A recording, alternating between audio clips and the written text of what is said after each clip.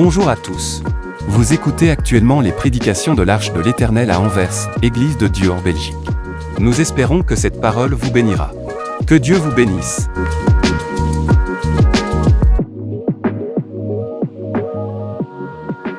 Alléluia. Amen, amen. Voilà. On va revisiter un texte. Un texte que nous connaissons très bien. Vous voulez bien vous lever, bien-aimés frères et sœurs, et nous allons lire, déclarer, proclamer la parole de Dieu dans 2 Rois, le livre de 2 Rois. Nous reviendrons toujours sur les mêmes textes. Pourquoi pas? 2 Rois chapitre 6, nous lirons du verset 8 au verset 19. Et si vous voulez bien, on pourra aller un peu plus loin plus tard. Allons-y.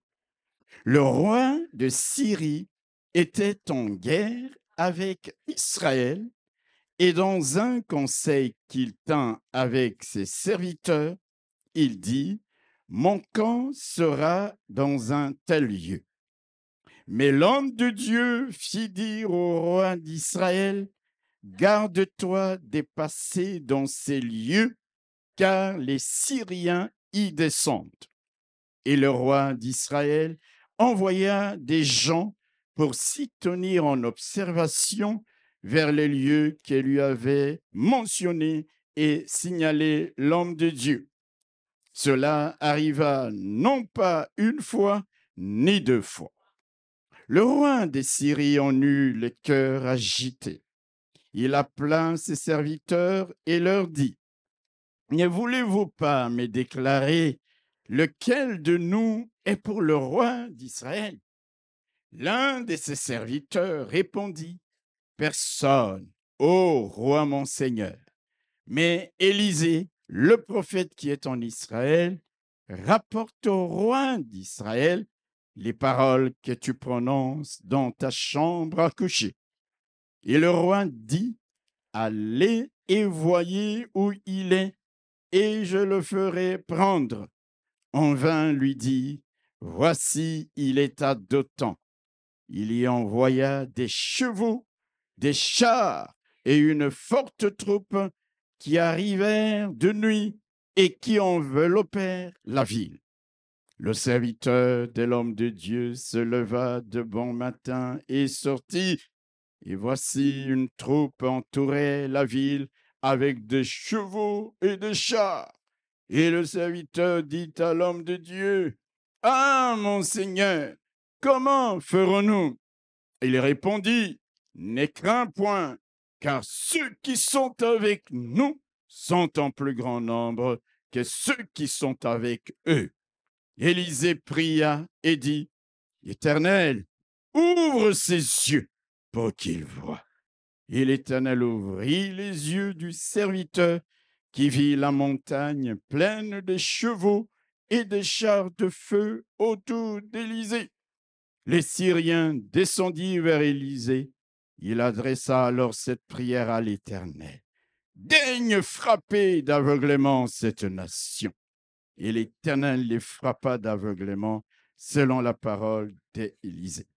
Élisée leur dit : « Ce n'est pas ici le chemin, et ce n'est pas ici la ville. Suivez-moi, et je vous conduirai vers l'homme que vous cherchez. » Et il les conduisit à Samarie. Amen. Amen. Au verset 17. Élisée pria et dit : « Éternel, ouvre ses yeux pour qu'il voie. » Ouvre ses yeux pour qu'il voie. Je ne vais pas te dire de dire à ton voisin.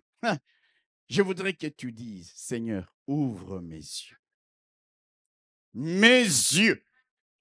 Ouvre mes yeux. Bien-aimés frères et sœurs, le texte de ce jour devrait nous inciter à faire de ce thème notre prière de tous les jours. Tu es à la maison, tu pries et tu dis : « Seigneur, ouvre-moi les yeux. Ouvre-moi les yeux. Ouvre-moi les yeux, comme tu l'as fait en faveur du serviteur d'Élisée. pour que je voie ce que mes yeux physiques ne peuvent voir. Quelqu'un n'a pas compris ce que je dis. Pour que je voie ce que mes yeux physiques ne peuvent voir. Seigneur, ouvre-moi les yeux comme tu les avais ouverts à Agar. Vous vous rappelez de l'histoire d'Agar, n'est-ce pas? Lorsqu'Abraham va chasser cette femme, sa servante, avec son fils, n'est-ce pas, dans les déserts. Et ils sont arrivés là dans les déserts. L'enfant a commencé à pleurer, il n'y avait pas d'eau. Et la maman se disait, mon fils va mourir, nous allons mourir. Et la Bible dit, au verset 19 du chapitre 21, Dieu lui ouvrit les yeux. Et elle vit un puits d'eau.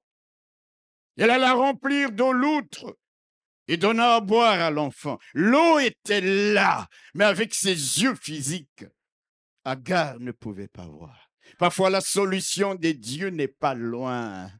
Prie pour que tu dises, Seigneur, ouvre-moi les yeux pour que je voie la solution à mon problème. Tu t'agites. Ouvre-moi les yeux, Seigneur, comme tu l'as fait pour Agar, comme tu l'as fait pour le serviteur d'Élisée. Alléluia. Ouvre-moi les yeux, Seigneur, comme tu l'as fait pour les disciples d'Emmaüs, sur les chemins, comme pour les disciples sur les chemins d'Emmaüs. Alléluia. La Bible nous dit, à 2 reprises dans l'évangile de Luc, chapitre 24, les versets 31, la Bible nous dit, pendant qu'il était à table avec eux, il prit le pain et après avoir rendu grâce, il le rompit et le leur donna. Alors, leurs yeux s'ouvrirent et ils le reconnurent, mais il disparut devant eux. Pourtant, ils avaient marché avec lui tout au long du chemin, sans le reconnaître.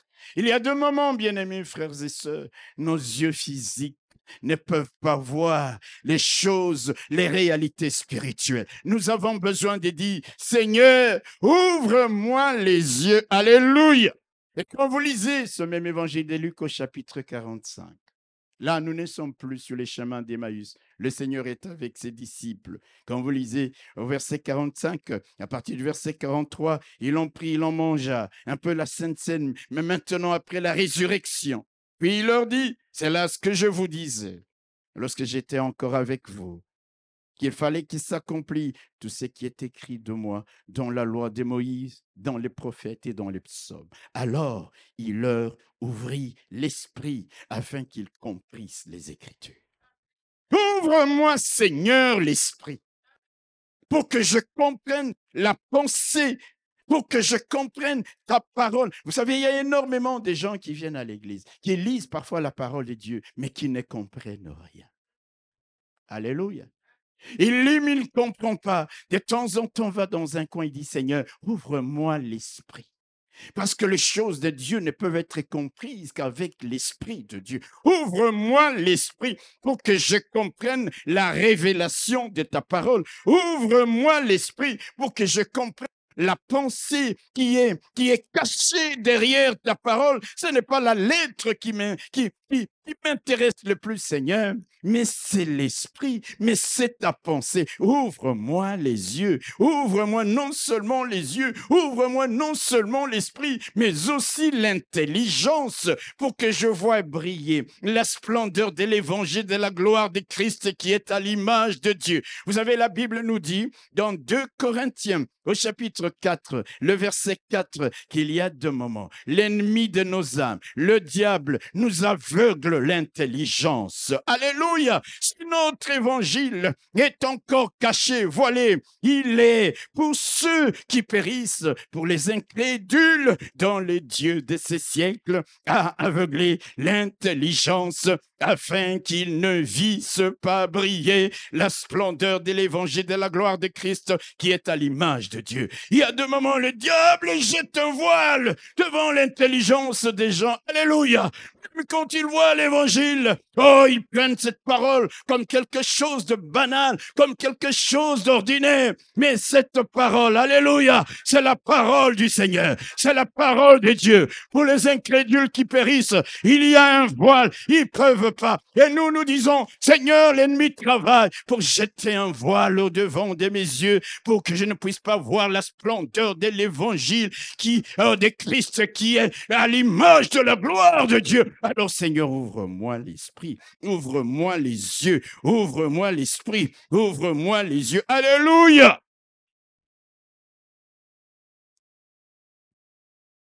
Frères et sœurs, comme David, prions avec sincérité et humilité. Vous savez ce qu'il dit dans le psaume 119? Il dit, ouvrez mes yeux pour que je contemple les merveilles de ta loi. Quelqu'un qui aime la parole, mais il ne veut pas la lire juste d'une manière littérale, d'une manière intellectuelle. Il veut comprendre. Alors Seigneur, ouvre mes yeux pour que je contemple les perles, les diamants. Oh Seigneur, les merveilles de ta loi. Ouvre-moi les yeux. Ouvre-moi l'intelligence. Ouvre-moi l'entendement et les cœurs pour que je ne sois pas déçu, dont il est dit dans Ésaïe au chapitre 44, ils n'ont ni intelligence, ni entendement, car on leur a fermé les yeux pour qu'ils ne voient point, et le cœur pour qu'ils ne comprennent point. Que Dieu nous ouvre les yeux, que nous ne soyons pas de la catégorie de ces gens qui ont les yeux mais qui ne voient point, qui ont les cœurs mais qui ne comprennent pas, parce qu'on les a voilés. Ouvre mes yeux, Seigneur. Vous savez, frères et sœurs, il n'y a rien de pire que de s'imaginer voir, alors qu'en réalité, on est aveugle. Amen. Il n'y a pas pire. Je lisais l'histoire d'un aveugle qui devait traverser la rue, qui n'avait même pas son bâton. Je ne sais pas comment il s'est déplacé. Et quelqu'un l'a vu, a compris qu'il avait un petit souci. Il voulait lui donner la main pour le faire traverser. Et puis il lui dit, non, je vois. Le monsieur l'a laissé. Quand il voulait traverser, il y a une voiture qui a failli le cogner. Il n'y a pas pire que de s'imaginer voir alors qu'on est aveugle. Et c'est là, bien-aimés frères et sœurs, parfois dans l'église du Seigneur Jésus-Christ, nous aussi, nous nous imaginons voir, alors qu'en réalité, nous ne sommes que des aveugles. Vous vous rappelez de l'église de Laodicée, dans Apocalypse au chapitre 13, au chapitre 3, les versets 17 à 18, la Bible nous dit ceci. Parce que tu dis, je suis riche. Je me suis enrichi et je n'ai besoin de rien. Et parce que tu ne sais pas que tu es malheureux, misérable, pauvre, aveugle et nu, je te conseille d'acheter de moi de l'or éprouvé par le feu, afin que tu deviennes riche, et des vêtements blancs, afin que tu sois vêtu et que la honte de ta nudité ne paraisse pas. Je te conseille d'acheter de moi un collier pour oindre tes yeux, afin que tu vois. Il disait, je suis riche. Trop de prétentions pour rien. Prions Dieu qu'il éloigne nos yeux de son colis, de ce goutte céleste, pour que nous puissions voir, comprendre, saisir les réalités célestes, les réalités invisibles qui sont utiles à notre marche avec le Seigneur. Ouvre mes yeux, Seigneur, dans le texte que nous venons de lire. Alléluia! La Bible nous présente trois acteurs. Trois acteurs. Le premier acteur, c'est Élisée, l'homme de Dieu. Comme nous venons de le lire, allez le relire encore à la maison calmement.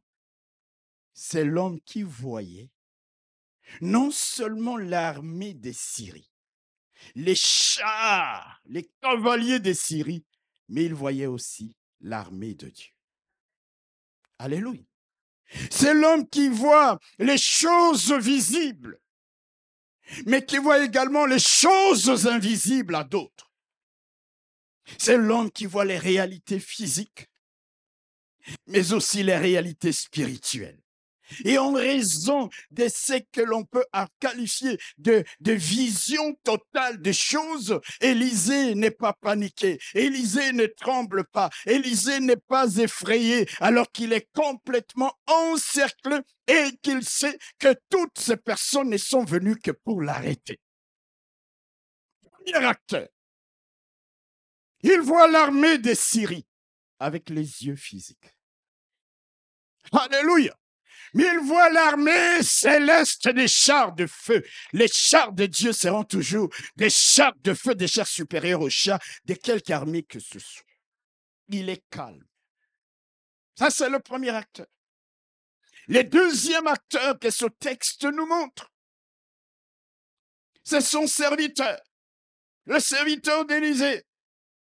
Cet homme ne voyait que les chars et les chevaux de l'armée de Syrie. Mes bien-aimés, il ne voyait que les chars et les chevaux de l'armée de Syrie. Il ne voyait que les choses visibles. Il ne voyait que les choses physiques. Il ne voyait que les choses matérielles. Et pourtant, il était proche d'Élisée.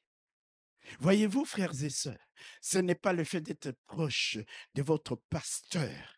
Ce n'est pas le fait d'être le fils, la fille, l'ami du pasteur, du bishop. Hey! On peut être dans la même église. Il y a un qui a une vision totale, qui voit les choses physiques et les choses invisibles. Ils sont assis côte à côte. Il y en a un qui saisit la parole de Dieu selon la pensée de Dieu. Mais il y en a quelqu'un d'autre qui saisit autre chose. Il est avec Élisée sur la même petite place de la montagne. La ville de Dothan était établie un petit peu en hauteur. Serviteur de l'homme de Dieu. Serviteur du pasteur Louis. Intime de pasteur innocent. Le pasteur innocent voit. Le pasteur lui voit. Mais lui ne voit que les choses physiques. Deuxième acteur. Alléluia. Alléluia. On peut dire donc qu'il ne voyait que partiellement. Et quand vous ne voyez que partiellement, vous ne verrez que les choses physiques, vous n'allez voir que la force et la puissance de l'ennemi. Il y a quelque chose qui vous échappe. C'est quoi? C'est que vous ne voyez pas la force et la puissance de votre Dieu. Et qu'est-ce qui va se passer face à la situation? Tu te mettras à paniquer, tu te mettras à trembler. C'est pourquoi le serviteur d'Élisée, lorsqu'il voit ces choses au petit matin, il dit: ah, mon Seigneur, comment nous allons nous sortir de cette situation? Alléluia! Il y a beaucoup de gens qui croient voir tout. Quand vous vivez dans la panique constante, parce que vous voyez des gens comploter contre vous, parce que vous savez qu'il y a des gens qui font de la sorcellerie contre vous, vous n'avez les yeux fixés que sur ça. Je vous prie ce matin de détourner le regard vers l'invisible et de voir les dieux grands et glorieux, et de voir sa puissance, et de voir son armée, et de voir ses chars, et de comprendre que vous ne serez pas perdants face à cette situation. Lorsque toute votre vie, vous ne faites que trembler devant les puissances de l'ennemi, c'est que vous ne voyez que partiellement. Celui qui voit la situation qui est au-devant de lui et qui voit la grandeur. Ah, il y a des moments où je lève mes yeux, je vois la nature, je vois la création et je vois les perfections invisibles de Dieu à l'œil nu. Alors je réalise que ce Dieu-là est grand, que ce Dieu-là est glorieux, que ce Dieu-là est puissant. Alors je dis, que peuvent me faire les hommes? Il y a un Dieu qui règne. Et le serviteur d'Élisée, sur la même montagne, à côté de l'homme de Dieu, il n'avait qu'une vision partielle. Le troisième acteur, ce sont les hommes de l'armée de Syrie après la prière d'Élisée. Alléluia! Après la prière d'Élisée, la Bible nous dit au verset 18, les Syriens descendirent vers Élisée. Il adressa alors cette prière à l'Éternel: daigne frapper d'aveuglement cette nation. Et l'Éternel les frappa d'aveuglement selon la parole d'Élisée. La parole que tu déclares est puissante. La prière que tu fais est puissante. Mais écoutez, Élisée leur dit, ce n'est pas ici le chemin et ce n'est pas ici la vie. Suivez-moi et je vous conduirai vers l'homme que vous cherchez. Et pourtant, c'était lui-même qu'on est venu chercher. Est-ce que je parle à quelqu'un? Et tout d'un coup, tous ces gens deviennent aveugles. Ça, c'est le troisième acteur. Ils ne voyaient plus ni les choses physiques, ni les choses spirituelles. Leur vue était nulle, vision zéro. Alors regardez la scène à d'autant, mes bien-aimés frères et sœurs. Élisée qui voyait les réalités célestes et les réalités physiques. Son serviteur qui ne voyait que les réalités physiques. L'armée de Syrie qui ne voyait ni le céleste ni le physique. Ils étaient complètement aveugles. Je voudrais te poser la question ce matin, dans quelle catégorie tu te retrouves? Dans l'Église, il y a ces trois types d'hommes et de femmes. Dans l'Église, il y a ces trois types d'hommes et de femmes. Dans la vision, dans la compréhension. Alléluia. Alléluia. Oh, je prie Dieu, bien-aimés frères et sœurs, que nous soyons trouvés dans la catégorie d'Élisée, c'est-à-dire des hommes et des femmes connectés à Dieu. Des hommes et des femmes marchant en communion avec Dieu. Des hommes et des femmes qui ont une relation personnelle avec Dieu. Des hommes et des femmes qui ont comme Élisée la faim et la soif d'une double portion de l'esprit, même s'il fallait pour cela en payer les prix. Élisée a suivi Élie depuis Gilgal jusqu'au-delà du Jourdain. Il a reçu la double portion de l'esprit. Cette faim et cette soif les connectaient à Dieu au point qu'il était différent d'autres qui n'avaient pas payé le même prix, qui n'avaient pas suivi cet homme de Dieu jusqu'au-delà. Vous savez que lorsqu'Élisée était en train de suivre Élie, les fils de prophètes lui disaient, ça ne vaut pas la peine de le suivre. Aujourd'hui, il sera enlevé. Tu te retrouveras tout seul quelque part dans un désert. Il dit, je le sais, mais taisez-vous. Je le sais, je sais ce que je cherche. Je le suivrai. Il a reçu la double portion. Bien-aimés frères et sœurs, lorsque nous sommes dans une démarche où nous engageons toute notre volonté pour avoir le meilleur de Dieu, nous serons connectés à ce Dieu-là. Et quand nous sommes connectés à Dieu, la compréhension de la parole va changer. Les réalités physiques et invisibles vont changer. Notre vision va changer. Nous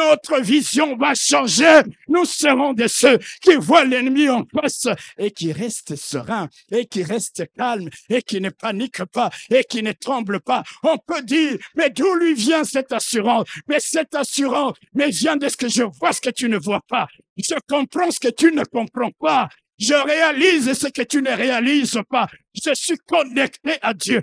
Mes yeux de la foi voient le Dieu assis sur son trône. Il règne. Et ce Dieu assis sur ton trône me dit, rassure-toi, je suis au contrôle. Rassure-toi, je vois Dieu me dire, oh, je suis au contrôle. Oh, je suis... Aïe, aïe, aïe, aïe, aïe, aïe, aïe, aïe. Alléluia. Alléluia. Pendant qu'Étienne était en train d'être lapidé, personne ne voyait. Étienne lève les yeux vers le ciel et il voit Jésus debout à la droite de Dieu. Alléluia.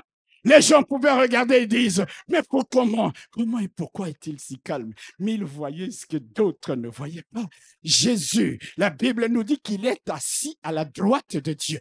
Mais il y a quelqu'un qui, bien qu'en étant lapidé, troublé, était en train de crier vers Dieu. Et Dieu s'élève, Jésus s'élève, comme pour dire, c'est extraordinaire ce jeune homme, c'est extraordinaire cet homme. Et il lève les yeux, Dieu lui ouvre les yeux, il voit Jésus debout à la droite du Père. Frères et sœurs, trois types d'hommes. Moi, je ne sais pas dans quelle classe tu te retrouves, mais je prie que toi aussi tu dis, Seigneur, si je dois payer le prix pour te suivre jusqu'à ce que tu ouvres mes yeux, je payerai le prix. Alléluia! Parce que quand Dieu commencera à t'ouvrir les yeux, ou la compréhension de la parole de Dieu, tu n'auras pas toujours besoin qu'on prophétise sur toi. Parce que tu entendras une voix, la conviction du Saint-Esprit, le Saint-Esprit qui te parle, oh, qui te donne la parole de sagesse, qui te donne la... Oh, tu peux être au milieu d'une foule nombreuse.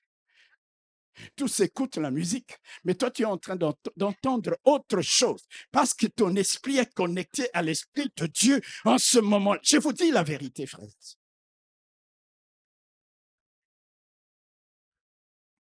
La situation est grave devant toi. Même ceux qui sont autour de toi paniquent, mais tu es calme.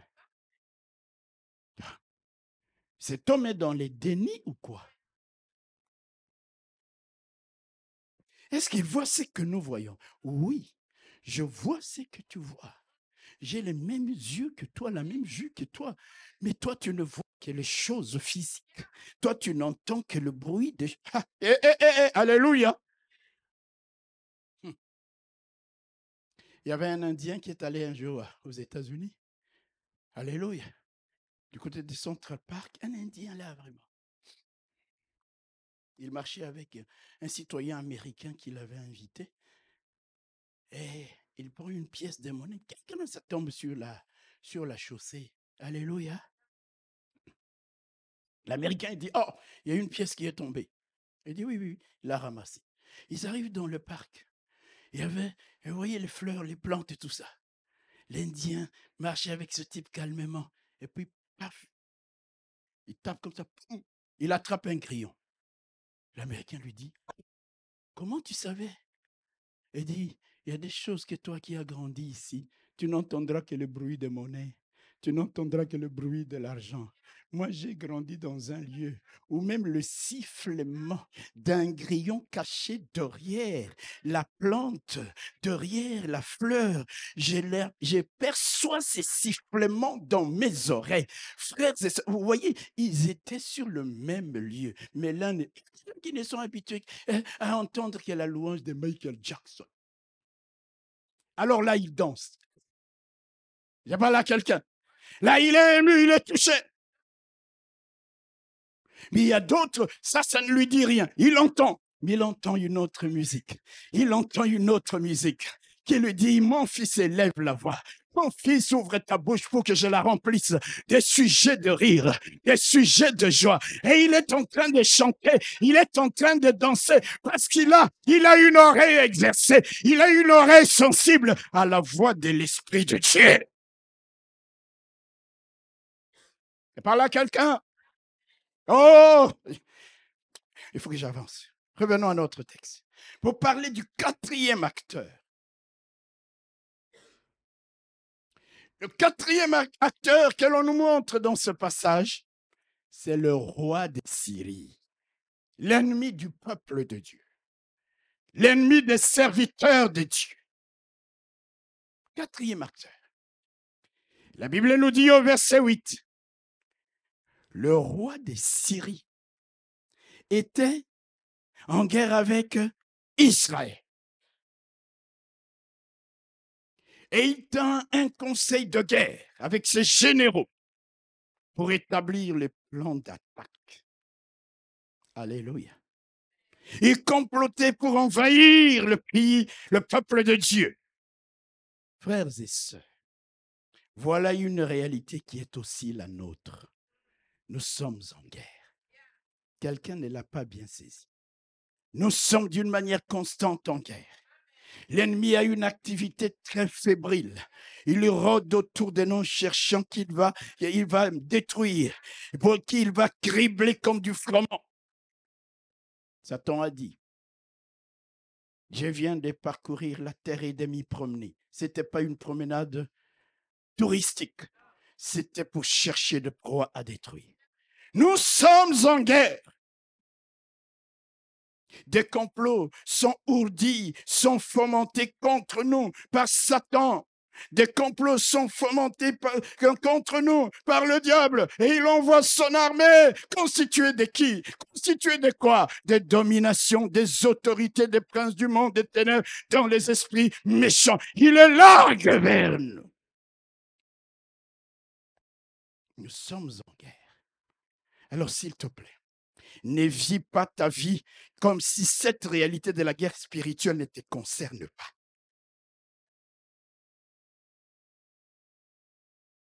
Il y aura guerre de génération en génération entre l'ennemi et nous. Le roi de Syrie était en guerre contre Israël. Toi et moi aussi, nous sommes la cible de l'ennemi. Nous sommes la cible du roi de Syrie. Toi et moi aussi pouvons nous retrouver. Peut-être au moment où nous sommes en train de partager ce message, tu ne le sais pas, mais tu es encerclé, tu es attaqué, tu es pressé de toutes parts. Tu es entouré, environné. Il ne reste plus que rien peut-être pour qu'il te tombe dessus. La situation peut parfois nous sembler désespérée au point de nous faire dire, comme les serviteurs d'Élisée, que vais-je faire? Comment vais-je m'en sortir, dis-tu? Même quand tu ne vois pas, mais tu sens toute cette oppression, tous ces problèmes qui te tombent de tous côtés. Et face à cela, tu es complètement démuni. Le serviteur d'Élisée a dit, « Ah, mon Seigneur, comment ferons-nous » quand tu en arrives toi aussi dans ce genre de situation? La première chose, écoute-moi bien, c'est de ne pas être troublé. Amen. C'est de ne pas être troublé. Vous savez pourquoi? Parce que si tu as les yeux d'Élisée, tu vas voir un texte de la parole de Dieu. Qu'est-ce que Jésus nous dit?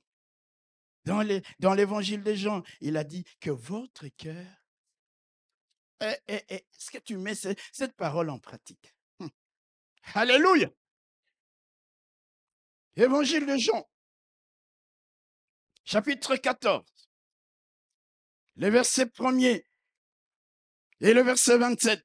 Que votre cœur ne se trouble point. Croyez en Dieu et croyez en moi. Frères et sœurs, vous savez, la parole de Dieu, elle ne nous est pas donnée juste pendant... Non, tu es là face à une situation. Ne fais pas une crise cardiaque. Ne fais pas un AVC. Ne meurs pas avant pour rien. Alléluia. Tu reviens à la parole de Dieu. Le Seigneur te dit, sois comme Élisée, calme. Pourquoi? Il dit que votre cœur ne se trouble point. Croyez en Dieu et croyez en moi. Et au verset 27 du même évangile des gens, il dit, je vous laisse la paix. Je vous donne ma paix. Je ne vous donne pas comme le monde donne, que votre cœur ne se trouble point et ne s'alarme point. Vous savez pourquoi? Parce que si tu as perdu le contrôle, ton Dieu assis sur son trône a le contrôle. Ne sois pas troublé. Sois calme. Alléluia. Alléluia. Et la deuxième chose que tu dois faire, ça j'aime. Sois calme, mon frère. Sois en paix.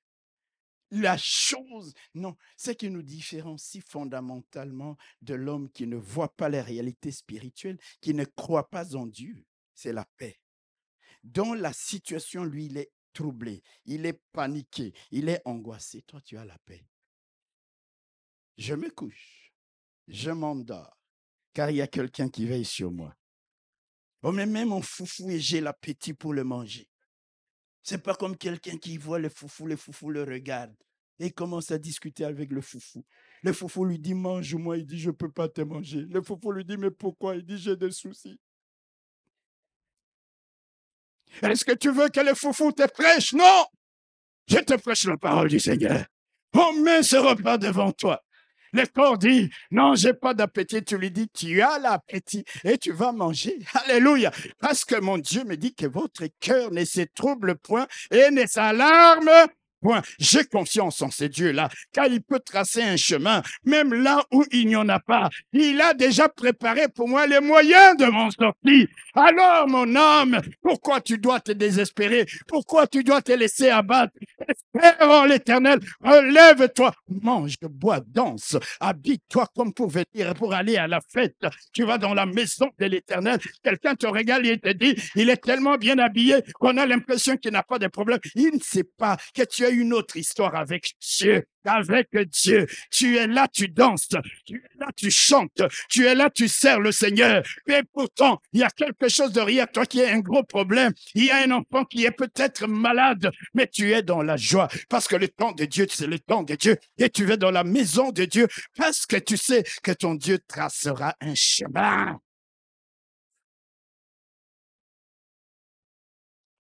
La deuxième chose, c'est quoi que tu dois faire? C'est d'utiliser une arme super puissante que Dieu a mise à notre disposition. Cette arme, c'est quoi? C'est la prière. Cette arme, mes bien-aimés frères et sœurs, la prière, quand nous regardons l'histoire ici, la même prière avait des effets bénéfiques pour le camp d'Élysée, mais des effets désastreux pour les camps des Syriens. Qu'est-ce qui va se passer? Élisée va prier, n'est-ce pas? Alléluia!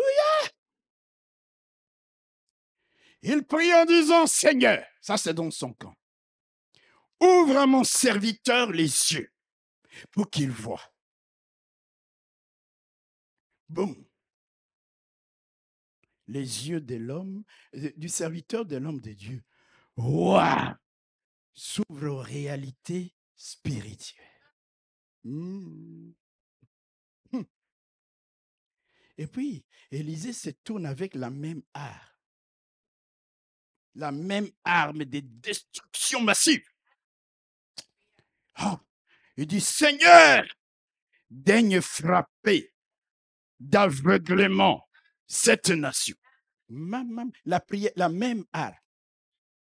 Frères et sœurs, la prière a des effets bénéfiques pour toi, mais dis à tes ennemis que les effets catastrophiques de tes prières vont les toucher. Il y en a qui seront aveugles. Si Dieu, la grâce de Dieu n'est pas dans leur vie sur eux, ce jour-là, il y en a qui mourront. Je vous dis la vérité. Alléluia. Il dit, daigne frapper. Boum, tous deviennent aveugles. Ceux qui voyaient, Dieu leur ferme la vue et eux qui étaient venus, qui étaient en cercle, ils avaient encerclé Élisée et son serviteur. Maintenant, Élie prie, ils sont frappés d'aveuglement et Élie leur dit, écoutez, celui que vous êtes venu arrêter n'est pas ici. Suivez-moi, et je vous conduirai vers lui. Regardez ce qui va se passer. Ceux qui étaient en cercle, les militaires qui étaient en cercle, les cercles vont s'ouvrir pour devenir une ligne droite parce que c'est Élisée qui va marcher devant eux et eux, ils vont suivre à la queue leu. La prière, ça marche. La prière change les cercles vicieux. La prière change les cercles en ligne droite.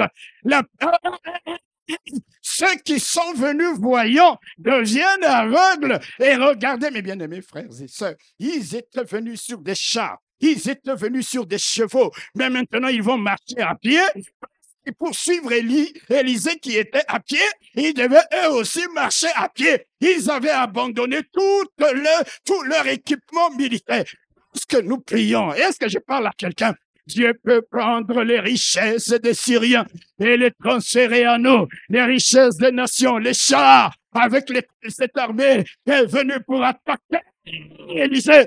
Ce jour-là, Israël n'est pas allé acheter du matériel militaire, n'a pas importé. Ils ont juste ramassé parce que tous les Syriens étaient dans une file à laquelle en train de suivre Élisée, l'homme de Dieu. La prière, ça marche. Le cercle est devenu une ligne. Est-ce que quelqu'un comprend ça? Est-ce que quelqu'un comprend cette géométrie? Pour qu'un cercle devienne une ligne, il faut d'abord casser le cercle et tordre et l'aligner. Mais là, il dit, l'homme que vous êtes venu arrêter n'est pas ici. Suivez-moi. Le cercle Ligne droite. Et vous savez quoi? Ils étaient venus voyants, n'est-ce pas? Mais là, ils touchaient celui qui était devant eux. Tenant en plein jour, s'il vous plaît. Aveugle en plein jour. J'ai pris Dieu qu'en ce jour, l'étau qui se resserrait autour de toi soit brisé au nom de Jésus-Christ.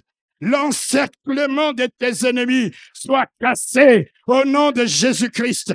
Que tous tes ennemis venus sur des chars et des chevaux soient dépossédés de leurs armes et marchent à pied, tâtonnant en plein jour. Telle est ma prière et si tu le crois, dis Amen. Que ceux de tes ennemis venus mandatés pour t'arrêter deviennent tes propres prisonniers. C'est toi maintenant qui deviens leur leader. Ça, c'est Dieu. N'est-ce pas que notre Dieu nous est magnifique? Est-ce que quelqu'un ne peut pas pousser un cri de joie? Est-ce que quelqu'un ne peut pas remercier ce Dieu-là? Est-ce que quelqu'un ne peut pas dire à Dieu merci pour l'œuvre que tu vas accomplir en ma faveur? Alléluia! Tes ennemis marcheront à pied. Regardez l'image, ils étaient sur des chars, là, sûrs d'eux-mêmes. Et puis tout d'un coup,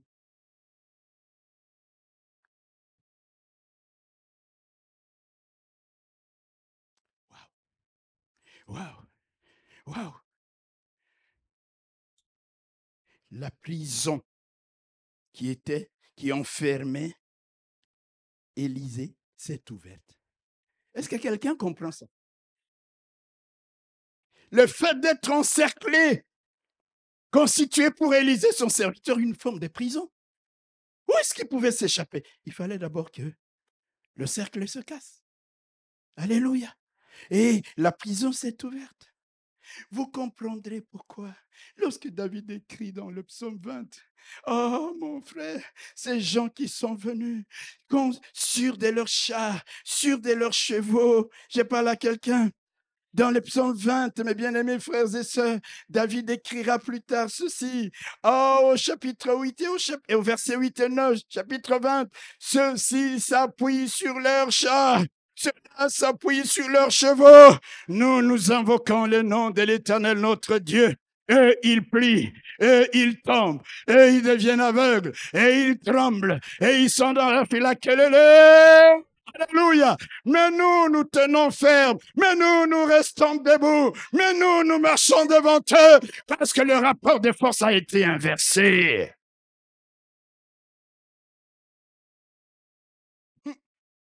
Voilà les effets de la prière. Ils sont venus fiers de leur char.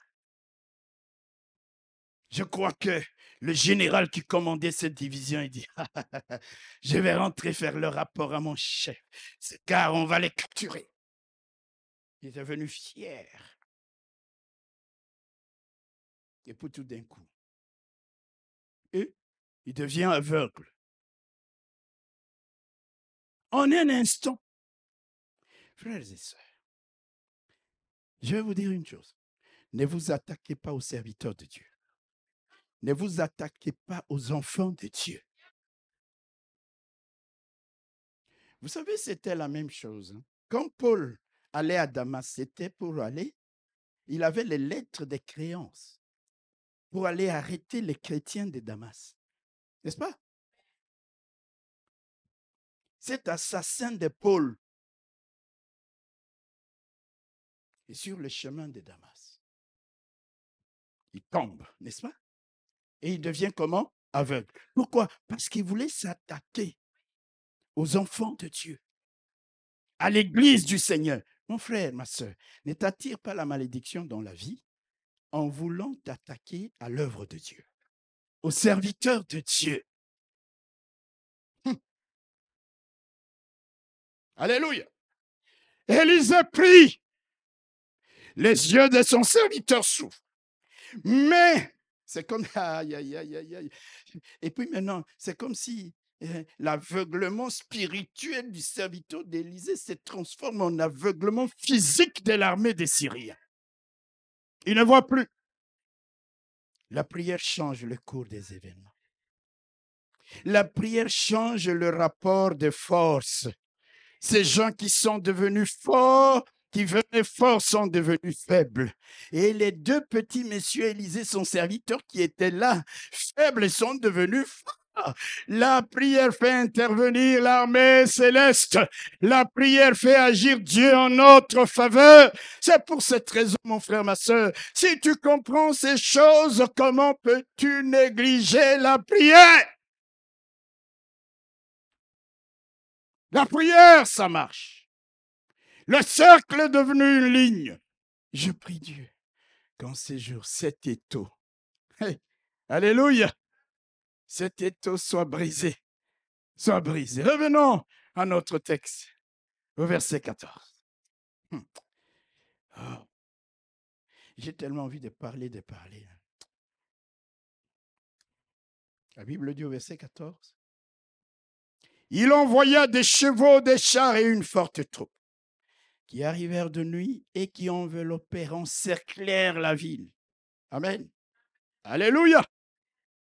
Le roi des Syrie avait envoyé de nuit. La nuit, c'est le moment où les œuvres des ténèbres sont terribles. Alléluia. C'est comme ça que quand la nuit, tu sens une conviction de te lever pour prier, prie. Amen. Tu auras une lourdeur parfois à te lever. Mais l'Esprit te parle parce que tu as l'oreille pour entendre la voix de l'Esprit. Lève-toi et prie. Alléluia. Des Américains, des missionnaires qui avaient été envoyés dans des contrées lointaines. Ils devaient marcher à travers quasiment la jungle pour atteindre un village où ils devaient évangéliser. Et puis la nuit est tombée.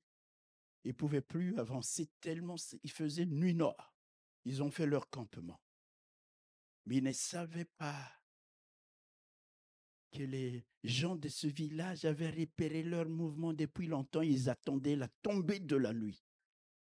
Ils sont venus, ils les encerclaient avec des flèches empoisonnées pour les tuer.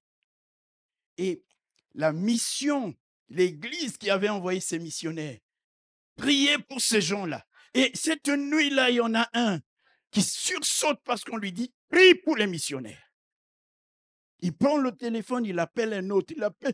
Ils se sont mis comme ça à prier. Une dizaine de gens.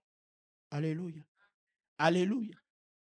Ils ont prié. Puis bon, le matin, il n'y avait rien à l'époque. Il n'y avait pas les téléphones satellites. Quand ces gens sont rentrés dans leur église, ils se sont levés le dimanche pour rendre un témoignage. C'était lequel il dit, nous nous sommes levés le matin, nous étions encerclés par des gens, des indigènes qui voulaient nous tuer. Et ils se sont avancés vers nous tremblants, remettant toutes leurs flèches. Ils avaient vu, disait-il, nous avons vu des géants vous encercler, vous protéger. Devant eux, nous ne pouvions pas tenir. Nous avons attendu le matin pour déposer. Et là, l'évangile était déjà passé. Quand ils sont arrivés là-bas, on a parlé de Jésus. Mais les témoignages de ces gens qui avaient été dépêchés pour les tuer étaient encore plus percutants. À cause de quoi? De quelqu'un, des gens qui étaient à des milliers de kilomètres en train de prier. Prie pour ta famille. Alléluia. Même aux extrémités de la terre, la main de Dieu n'est pas trop courte. Dieu étendra sa main. La prière, ça marche. La prière, ça marche. Mais pourquoi le roi de Syrie s'en prend-il à Élisée? Simplement parce qu'Élisée dévoilait au roi d'Israël, Ben-Hadad, alléluia, les délibérations et les secrets militaires des conseils de guerre tenus par le roi des Syries. Pourquoi? Est-ce que c'est Élisée qui voyait tout ça? Parce que connecté à Dieu, Dieu lui montrait, Dieu lui révélait. Ton Dieu est un Dieu de révélation. Il y aura des moments où il te parlera par des songes. Il y aura des moments où il te parlera quand tu viens ici à l'église en écoutant la parole de Dieu. Il te donne une parole de sagesse, une parole de connaissance. C'est parce que tu es parfois distrait. Dieu voit tout. Je parle à quelqu'un.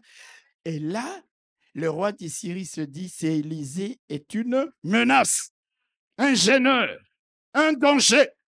Mes bien-aimés frères et sœurs, Je prie Dieu que nous soyons des gêneurs des plans de l'ennemi. Que nous représentions des dangers face au roi, aux puissances des ténèbres. Quand tu te lèves le matin, le monde des ténèbres tremble parce qu'il dit, ce frère est encore debout. Cette sœur s'est encore levée. Alléluia. Quand j'étais étudiant à l'école des Polytechniques ici, je n'avais plus de bourse. Et je devais faire tous ces petits jobs-là pour survivre. Et je travaillais chez quelqu'un qui, en fait, c'était pour m'aider. Parfois, j'ai cassé des pieds, parfois, j'ai arrosé des fleurs. Juste, il m'a donné du boulot pour que, alléluia, pour que je puisse payer, survivre et tout. Et puis un jour, mes frères et sœurs, j'avais fait une erreur. Il faisait chaud, c'était l'été. Et j'avais mis mon t-shirt avec les inscriptions de Psaume 1 derrière mon dos. Alléluia. Ce type-là qui était un ami, dès qu'il m'a vu avec ça, l'inscription là, vous savez ce qu'il est venu me dire? Il m'a approché, il m'a dit, à partir de maintenant, Job est Silly. Il dit parce que ça fait un bon bout de temps que j'étais en train de me demander pourquoi mon business ne marche pas bien. Mais maintenant, je comprends que c'est à cause de toi. Et moi, je n'y comprenais rien. Hello, je vais te dire une chose, mon frère, ma soeur. Ta présence quelque part. Hey. Alléluia. Pourquoi tu trembles quand tu es dans un avion? Tu crois que l'avion va cracher? Ta seule présence sécurise l'avion. Et je vous dis, le job était terminé.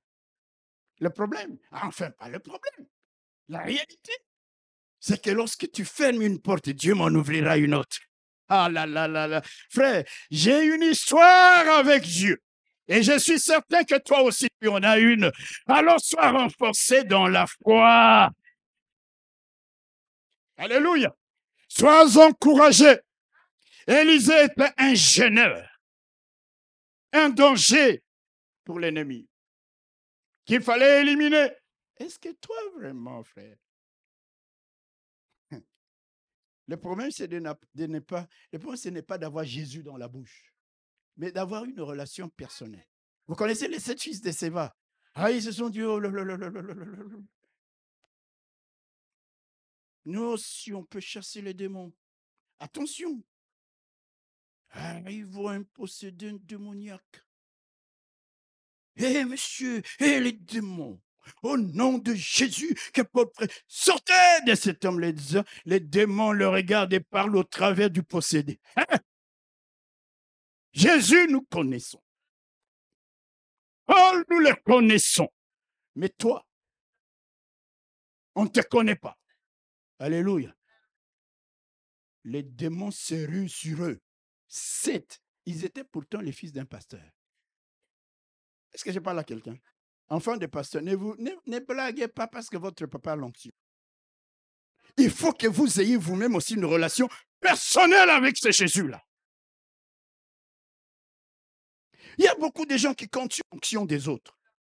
Il y a beaucoup de gens qui comptent sur la relation des autres avec le Seigneur. Il faut que toi-même, tu aies une relation personnelle. Tu aies une onction personnelle. Non, mais vous ne m'avez pas encouragé. Et les démons se sont rués sur les 7 fils du pasteur. Ils les ont tabassés. Ils ont déchiré leurs vêtements. Ils fouillaient nus.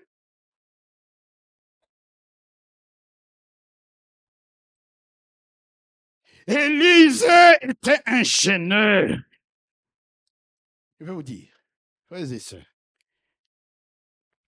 l'armée syrienne est venue encercler la petite ville de Dothan à cause de la présence d'Élisée, n'est-ce pas?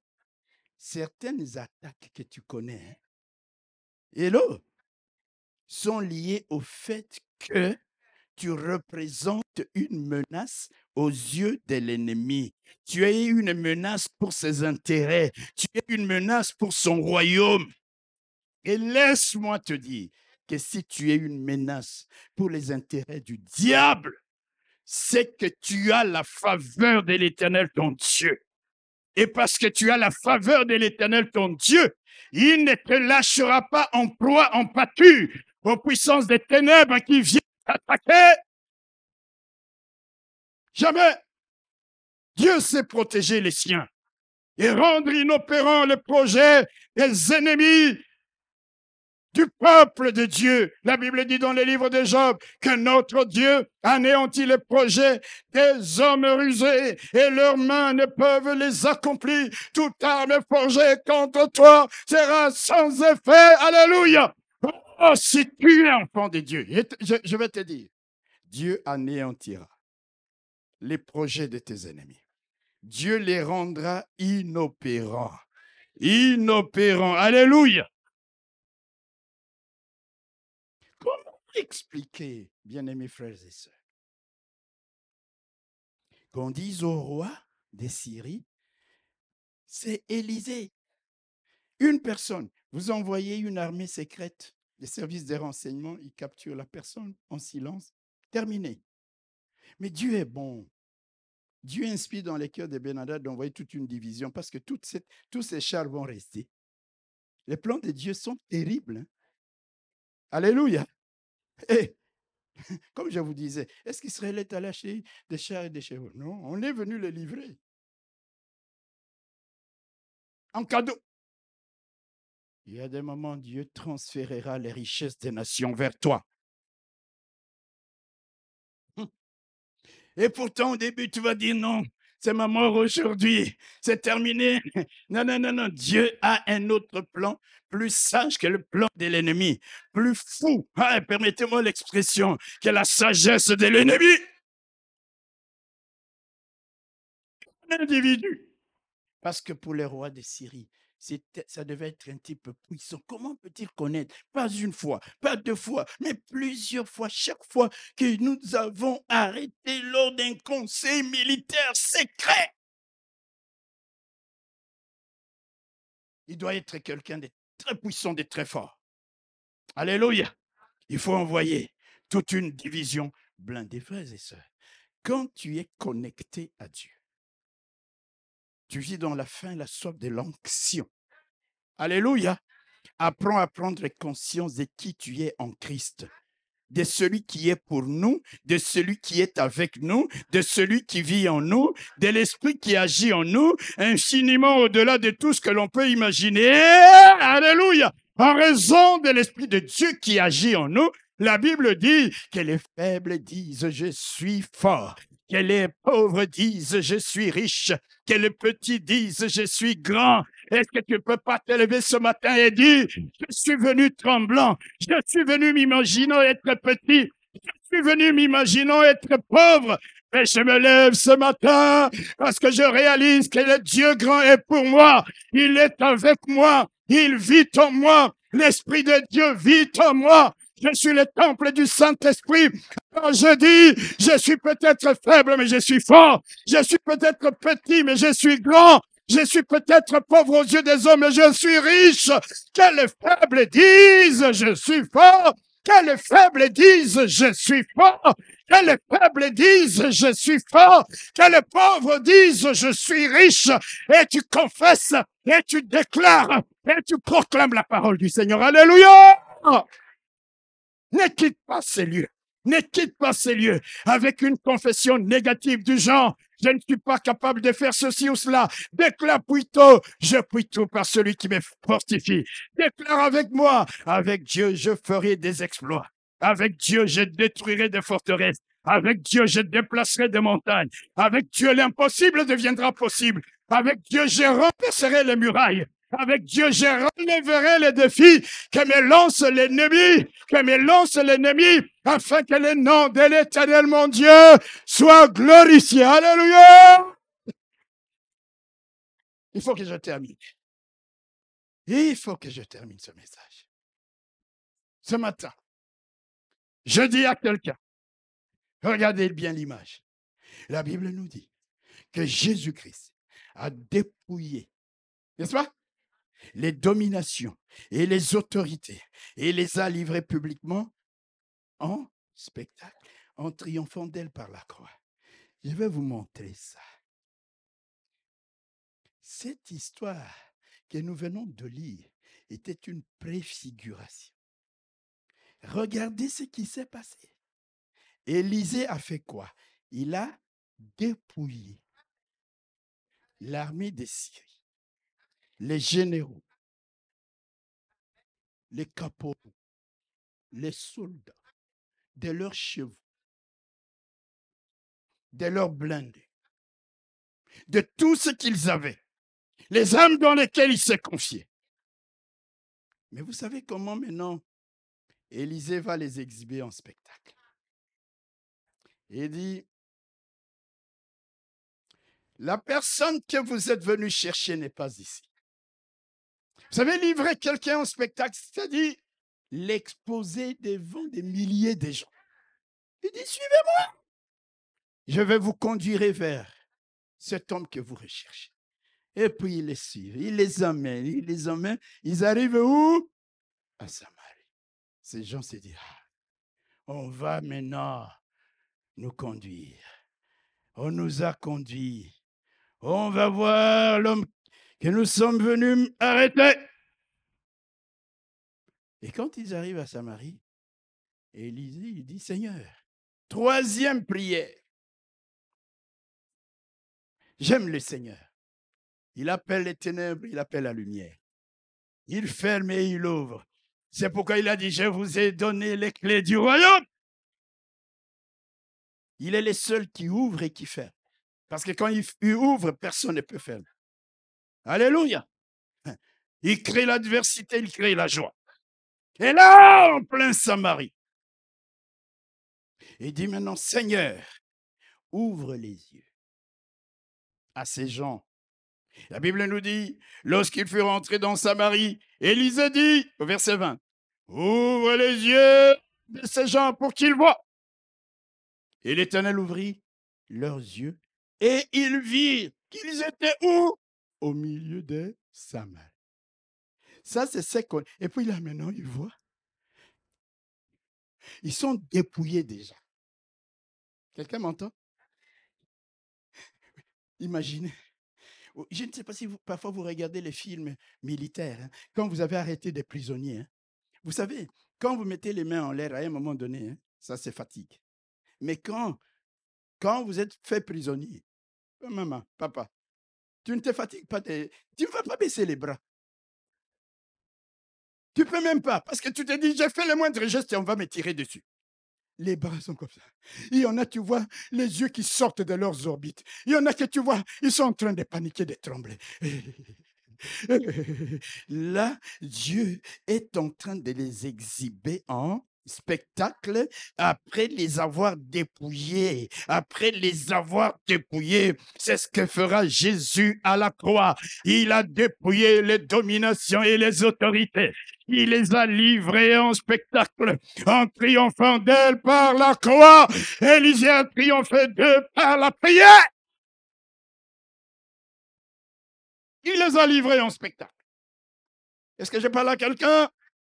Frère, sœur, ce matin, je te dis, le Dieu qui a dépouillé l'armée syrienne, le Dieu qui a dépouillé les dominations, les autorités au travers de Jésus-Christ en triomphant d'elle par la croix, le Dieu qui a triomphé de l'armée, des chars et des chevaux des Syriens et qui les avait livrés en spectacle dans la place publique de Samarie, ce Dieu-là est le même. C'est le ton Dieu. Il agira de même pour toi, même si tu ne sais pas quand, même si tu ne sais pas comment cela va se passer, mais il agira certainement. Il agira certainement. En attendant ce moment-là, continue à le louer, continue à le servir, continue à l'invoquer, Continue à le prier. Continue à lui donner ta main et lui dire, ouvre-moi les yeux, ouvre-moi l'esprit, ouvre-moi l'entendement, ouvre-moi les cœurs et l'intelligence